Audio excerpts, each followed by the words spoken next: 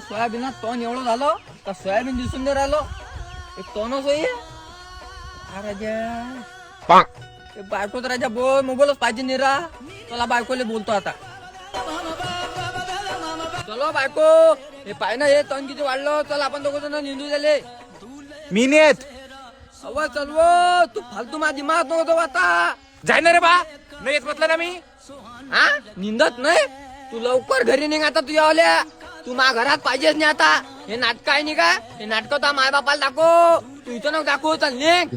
हा मला म्हणून राहत नाही. मा बापाने तुला उंड्यात पैसे दिले ते 5 लाख रुपये आणि अंगठी दिली ते सोन्याची 6 ग्रामची. ते काढ लवकर मी आताच जातो. बायको मी तर मजाक करू आलतो.